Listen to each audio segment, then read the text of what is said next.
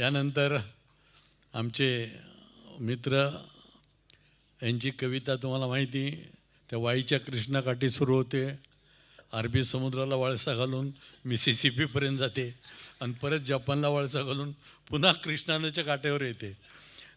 तेव्हा एकाच कवितेत तुम्हाला अनेक देशांचं, अनेक गोष्टींचं दर्शन देणारा असा हा भ्रमण कवी आहे.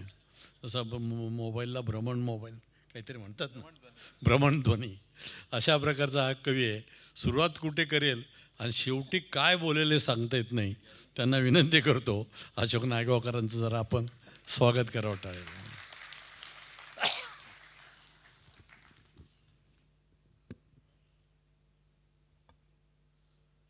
पहिल्यांदा दादांना वंदन करतो.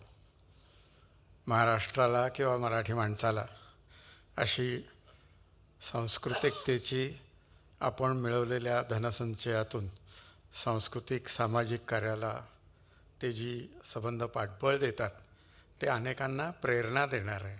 आपला जन्म हा अनेकांना काहीतरी प्रेरणा देणारा असावा.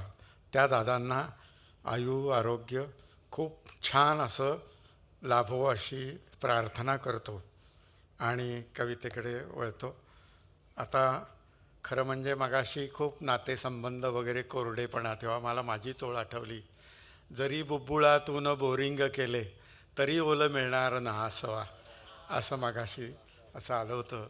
पाण्याचे सगळे महाराष्ट्रात सगळीकडे, मुंबईत ठीक आहे प्रचंड पाणी वाहत असतं, पण गावाकडे गेलं तर कुठे 27 दिवसांनी पाणी येतं, कुठे 30 दिवसांनी. असं मनमाडची किंवा अनेक ठिकाणची अशी पारोशाने नदी म्हणाली, किती दिसात गणाले नाही, मरता मरता झाडं म्हणाले 2 थेंब तरी पाणी द्यावं, अशी महाराष्ट्राची अवस्था आहे. पण पुन्हा माझ्या एका वेगळ्या कवितेकडे येतो. एकूण सगळं जे काही चाललं आहे ना दादा, तर ते कशाचाच काही संबंध नाही. असं म्हणजे आता इतकी लोक, खरं इतका 1.5-2 तासाचा कार्यक्रम झाल्यानंतर एवढी माणसं कविता ऐकायला जमली आहेत. हा महाराष्ट्रातला पहिला असा माझा, कारण लोक जाणार उठून जाणार असं मला वाटलं होतं, पण एक कार्यक्रमाला जोडून जेव्हा कवी संमेलन असतं ना, तेव्हा ते काय खरं नसतं त्याचं. एवढे तुम्ही लोक खरंच ऐकायला जमलेले आहात, तर ते कवितेचेच, दादांवरच्या प्रेमाचे तर एक प्रतीक आहेच, पण कवितेचे रसिक आहात म्हणून सगळ्या माऊलींसारखं तुम्हालाही वंदन करतो. आणि एकूणच बाहेर गेल्यानंतर कशाचाच कशाशी काही संबंध नाही. म्हणजे राजाला 3 खून माफ आणि कवीला 2च संग्रह, कवीला 2च संग्रह हा अन्याय आहे म्हणून तक्रार केली, तर त्यांनी शिवी दिली तर दिली, ती देखील बायकोवरून दिली, ती देखील बायकोवरून दिली. मग मी पण सोडतो काय, मी पण दिली एक ठेवून. नंतर NC पोलीस स्टेशन वगैरे सगळं आलंच, तर ते म्हणाले पुरावा कुठं आहे. मी खरं तर डायलॉग म्हणून पुरावा इथे हृदयात असतो, पुरावा इथे हृदयात असतो वगैरे म्हणणार होतो, पण जाऊ द्या झालं. कशाचाच कशाशी काही संबंध नाही. तसं तर गझलेत देखील एका शेराचा दुसऱ्या शेराशी काय संबंध असतो, काय संबंध असतो. आणि किराणा दुकानात, तरी पण किराणा दुकानात लेंडी पिपळी आणि गवला कचुरा हे डबे शेजारी शेजारी असतातच ना, डबे शेजारी शेजारी असतातच ना. तेवढ्यात प्रेयसी गेल्याची बातमी आली, प्रेयसी गेल्याची बातमी आली. आता प्रेयसी गेल्यावर किती दिवस सुतक पाळतात, प्रेयसी गेल्यावर किती दिवस सुतक पाळतात म्हणून गुरुजींना विचारलं, तर ते म्हणाले दुसरी प्रेयसी मिळेपर्यंत पाळावंच लागणार, दुसरी प्रेयसी मिळेपर्यंत पाळावंच लागणार. कशातच लक्ष लागेना आणि कशाचाच काही संबंध नाही. शेवटी घरचे म्हणायला लागले एकदा डॉक्टरना तरी दाखवा, एकदा डॉक्टरना तरी दाखवा म्हणून गेलो, तर त्यांनी स्टेथॉस्कोप खिशाला लावून, स्टेथॉस्कोप खिशाला लावून काय होतंय विचारल्यावर, काय होतंय विचारल्यावर सारखं सारखं भाजपमध्ये जावंसं वाटतंय. अर्थात एवढे रती महारथी भाजपमध्ये गेले. आणि आपण पाहिलं आता की नेमकं राजकारण कुठल्या स्तराला आलेलं आहे किंवा आपले सगळंच क्षेत्र. आपण पाहिलं पुण्यात परवाची एक घटना घडली. एका बिन नंबरच्या कारने श्रीमंताच्या पोराने 2 जीव कसे घेतले ते. पण त्याहीपेक्षा त्या कुटुंबाने त्या ॲक्सिडेंटनंतर जे खेळ केले, त्या खेळातून किती महापुरुष आपल्याला दिसले. म्हणजे पोलीस डिपार्टमेंटचे दिसले, हॉस्पिटलचे दिसले, तराजूच्या काट्यातले दिसले, म्हणजे न्यायसंस्थेचे दिसले. किती क्रियाशील लोक 2 दिवसात झाले होते ते. तर शेवटी गांधीछाप महत्त्वाचा आहे. नो म्हणी तर पुसे न कुणी, यस म्हणी तर 17 जणी. कायदा विशाल गुन्हाही विशाल, कायदा विशाल गुन्हाही विशाल, मुठीत विशाल लक्ष्मीच्या, मुठीत विशाल लक्ष्मीच्या.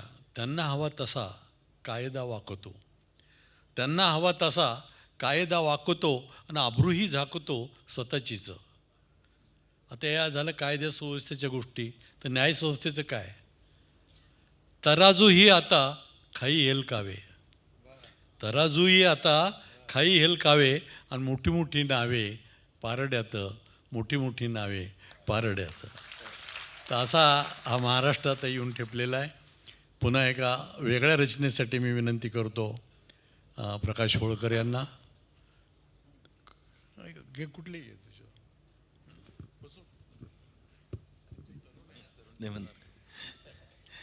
एक 2 छोट्या कविता आहे अगदी शेतकरी जीवनातल्या दुःखाच्या.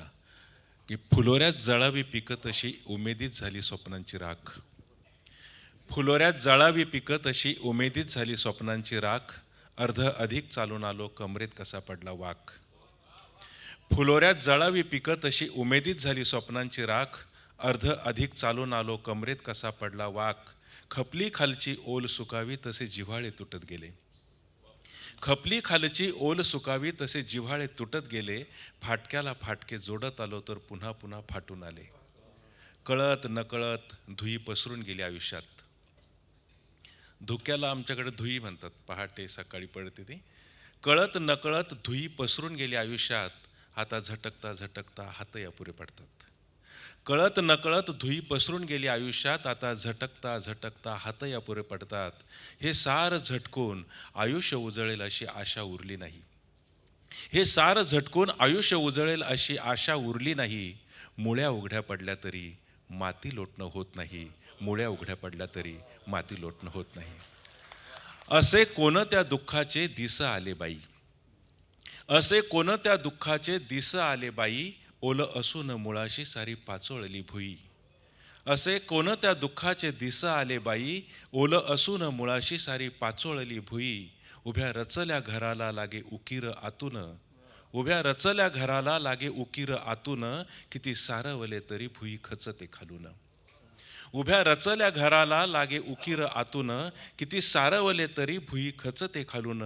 डोळा उन्हाचे कुसळ आणि झळाया रानाला, डोळा उन्हाचे कुसळ आणि झळाया रानाला, कोंब फुटण्याच्या आधी माती जाळते दाण्याला, कोंब फुटण्याच्या आधी माती जाळते दाण्याला. वा वा प्रकाश वा. बोंड बोंड उलताना जळे पळाटीचं गात्र, बोंड बोंड उलताना जळे पळाटीचं गात्र, असे रात्रीच्या गर्भात उद्याचीच काळी रात्र. अशी अवस्था या शेतकऱ्यांची झालेली. अशोकने पाण्याचं तर सांगितलं आहे मनमाड वगैरे, पण आता निम्मा महाराष्ट्र असा आहे की तो टँकरवर चाललेला आहे सगळा. आणि इतके तलाव खाली गेलेले आहेत की आता जर पाऊस लगेच नाही आला आहे 8-10 दिवसात तर भयंकर पिण्याची पाण्याची इतके वांदे होणार आहेत लोकांचे. आणि याचं एक लक्षात घेतलं पाहिजे, आज 140 कोटी आहेत, उद्या 150 कोटी होणार, अजून 10 वर्षात 200 कोटी होणार. त्या एवढ्या मोठ्या लोकसंख्येला आपण पाणी देऊ शकू का, नोकऱ्या देऊ शकू का, वीज पुरवू शकू का? आता लोडशेडिंग आहे गावोगाव बऱ्याच ठिकाणी. ते तर जोपर्यंत एकही पक्ष असा म्हणत नाही की आम्ही लोकसंख्येला आळा घालू, तर संजय गांधींनी निर्णय घेतला त्याला मुर्खात काढलं होतं त्यावेळेस. पण जर 2पेक्षा अधिक मुलं असतील त्याचं मतदार यादीतलं नाव काढा आपोआप लोकसंख्येला आळा येईल त्या ठिकाणी. त्याचं रेशन कार्ड बंद करा, सरकारी योजना बंद करा. काहीतरी गंभीर निर्णय घेतला नाही तर हा जो राक्षस आहे मोठा, हा आपण सांभाळणार कसा त्या ठिकाणी. त्या मुख्य प्रश्नाकडे लक्ष द्यायला एकाही पक्षाला वेळ नाही, कारण ज्याचं त्याचं अस्तित्व अजूनही त्यांना कळत नाही आपण निवडून येऊ की नाही. रोज रोज बघा एकेकाचे चेहरे पडत चालले आहेत, आवाज बसत चालला आहे.